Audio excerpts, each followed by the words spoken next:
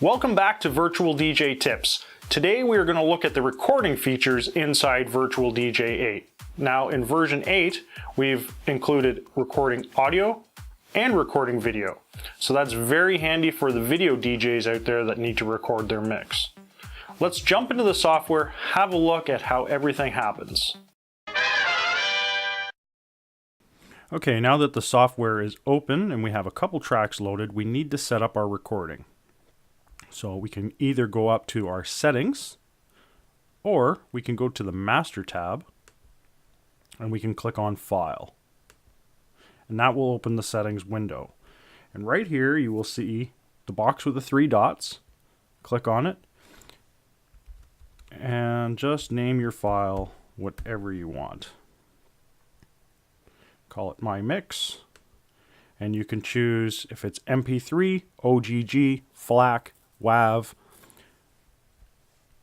WebM, and MP4. Now WebM is a online HTML5 player that is used, so you can actually Google that WebM and see what the format is if you've never heard of it before. And then of course everybody knows MP4. Those last two will be used for video mixing. For this case we're doing audio, so I'm just going to select MP3 and we're just going to save it. And when I start recording, you will see waiting for sound to begin recording. That means you're either going to have to speak into your mic or you're going to have to play one of the decks for the recording to start. So you won't have any dead air at the beginning. Now we're just going to stop the recording here. And we should go into the options first. Now just type in record in the search and you'll see all your recording options. So the record file is the My Mix that we just created. The record format is MP3 as we decided that was going to be. Record quality is set to high. Now it's going to be 320 bit rate.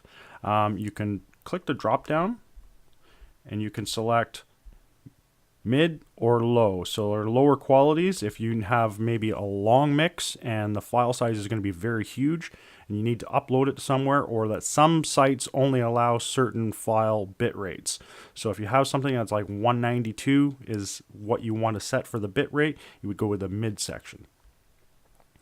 Record auto start. Now this is recording will automatically start as soon as you press play on the deck.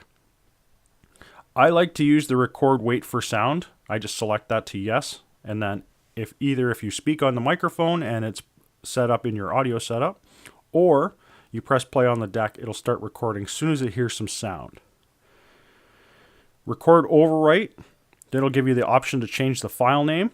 So it'll pop up and it says My Mix already exists. Do you want to overwrite this or do you want to change the name? We have a record auto split feature. If you set that to yes, every time you set the crossfader from one side to the other, it will split the tracks.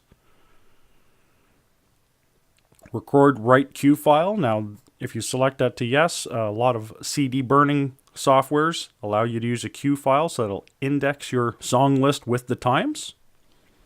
And then for the video section, you have your choice to record the video width and the height. Now I've got it at a 720p, so that would be 1280 by 720. And then also record microphone is set to yes. So now that this is all set up, we can either start recording from here, or we can go right to the deck here in the master window and we can hit the little record button. And you'll see waiting for sound to begin recording. We press play.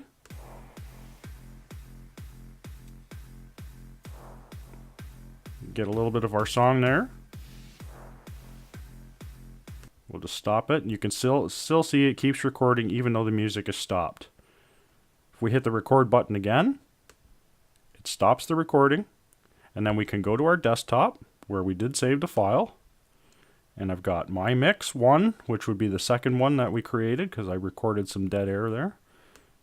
And just grab it and throw it into the deck. And you should see, if we play it, it plays that little bit that we just recorded. And then there's going to be some dead air at the end because we stopped the track before we stopped recording.